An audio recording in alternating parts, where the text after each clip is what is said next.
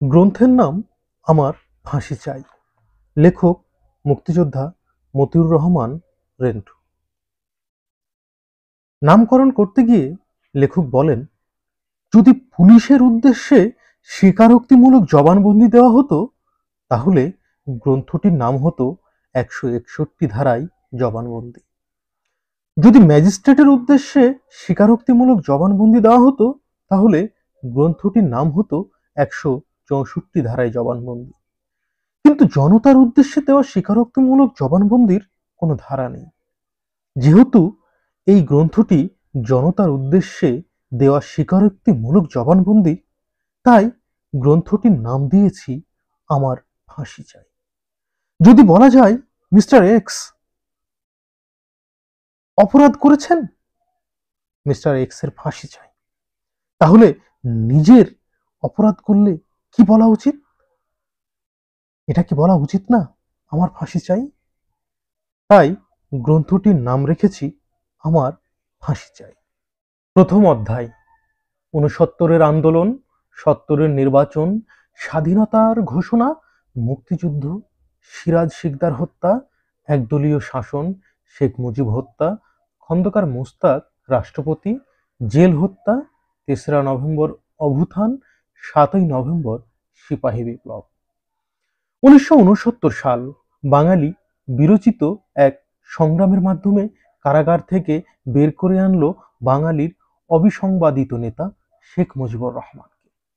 তথাকথিত আগরতলা ষড়যন্ত্র মামলার অভিযোগে পাকিস্তান সরকার এক প্রহসনমূলক বিচার করেছিল শেখ মুজিবুর রহমান সহ সামরিক বেসামরিক বাঙালি কিছু লোকের।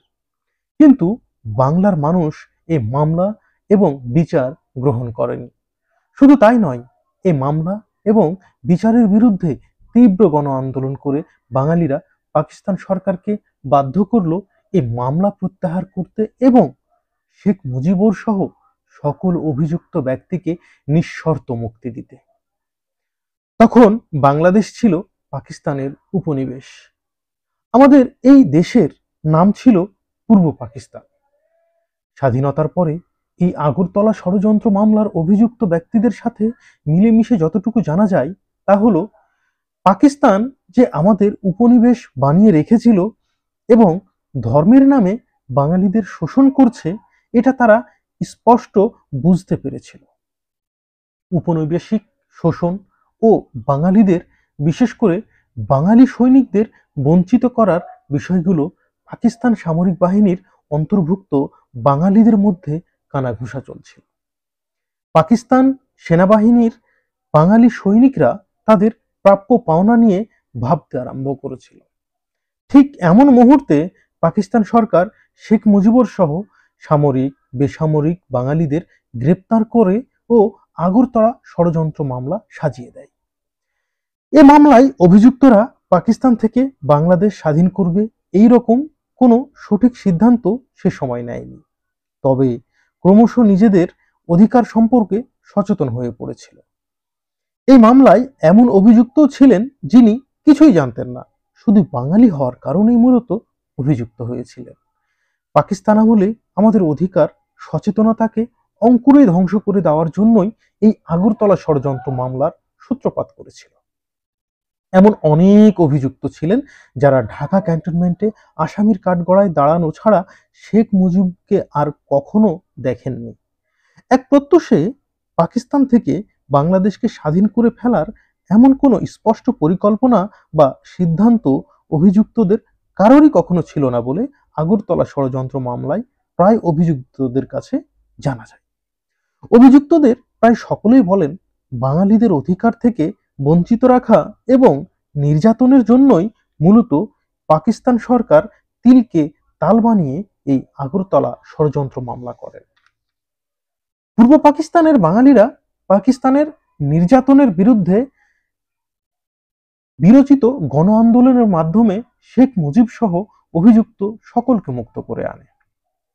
১৯৬৯ সালের ছাত্রনেতা তোফায়েল আহমেদ এর সভাপতিত্বে অনুষ্ঠিত এক ছাত্র জনতার বিশাল সভায় শেখ মুজিবকে বঙ্গবন্ধু উপাধি দেওয়া হয়। ১৯৭০ সালের পাকিস্তান সরকার জাতীয় পরিষদ MNA এর এবং প্রাদেশিক পরিষদের MPA নির্বাচন ঘোষণা করে। মুসলিম জননেতা মাওলানা আব্দুল হামিদ খান ভাসানীর নেতৃত্বে কিছু সংখ্যক বামপন্থী রাজনৈতিক নেতা নির্বাচন বর্জনের জোরালো আহ্বান জানান। মজলুম জননেতা মাওলানা ভাসানীর বক্তব্য ছিল, পাকিস্তানি সরকারের নির্বাচনী ফাঁদে পা না দিয়ে পূর্বাঞ্চলকে স্বাধীন করার সংগ্রাম শুরু করা উচিত। তাদের স্লোগান ছিল, নির্বাচনে লাথি মার, পূর্ব বাংলা স্বাধীন কর।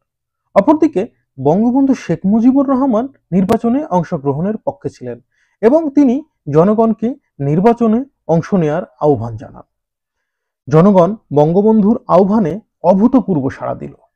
গোটা পূর্ব পাকিস্তানে বঙ্গবন্ধু এবং তার দল আওয়ামী লীগের পক্ষে নির্বাচনী জোয়ার বয়ে গেল। নির্বাচনে বঙ্গবন্ধু শেখ মুজিবুর রহমান ও তার দল আওয়ামী লীগকে বাঙালিরা পূর্ব পাকিস্তানের 169টি আসনের মধ্যে মাত্র 2টি ছাড়া বাকি 167টি আসনে বিজয়ী করল। মোট ভোটের শতকরা 92টি ভোট বঙ্গবন্ধু এবং তার দল পেলেন। বঙ্গবন্ধু শেখ মুজিবুর রহমান সারা পাকিস্তানে সংখ্যাগরিষ্ঠ নেতা হলেন। পাকিস্তানের তৎকালীন রাষ্ট্রপতি জেনারেল ইয়াহিয়া খান বঙ্গবন্ধু শেখ মুজিবকে পাকিস্তানের ভাবী প্রধানমন্ত্রী হিসেবে অভিহিত করলেন। কিন্তু পশ্চিম পাকিস্তানের সংখ্যাগরিষ্ঠ নেতা জুলফিকার আলী ভুট্টো এবং পাকিস্তানের প্রেসিডেন্ট জেনারেল ইয়াহিয়া খান বঙ্গবন্ধুকে প্রধানমন্ত্রিত্ব এবং তার দল আওয়ামী লীগকে পাকিস্তানের ক্ষমতা না দেওয়ার নানান চক্রান্ত শুরু করলেন। পূর্ব পাকিস্তানের রাজনৈতিক পরিস্থিতি হলো আগ্নেয়গিরির মতো। বাঙালিরা চরম উৎকণ্ঠিত, উত্তেজিত, রাজপথ, মিছিলে, মিটিংয়ে প্রকম্পিত, ঘরে ঘরে মানুষে উদ্বেগ, উৎকণ্ঠা। সমগ্র বাঙালি কেবল তাকিয়ে আছে জাতির অবিসংবাদিত নেতা শেখ মুজিবুর রহমানের দিকে। তিনি যা বলছেন চোখের পলকে বাঙালি তাই করছে। ইতিহাসের পাতায় অনেক ইতিহাস দ্রুত পেরিয়ে যাচ্ছে। যে কোনো ধরনের কর্মসূচিতে শুধু শেখ মুজিবের ঘোষণা করতে যতটুকু দেরি, তিনি যে কোনো কর্মসূচি ঘোষণা দেওয়ার সঙ্গে সঙ্গে বিদ্যুৎ গতিতে বাঙালি তা বাস্তবায়িত করছে। উত্তাল জাতির মুখে শুধু একটি স্লোগান গর্জন করছে ফিরছে, বাংলাদেশ স্বাধীন করো, বাংলাদেশ স্বাধীন করো।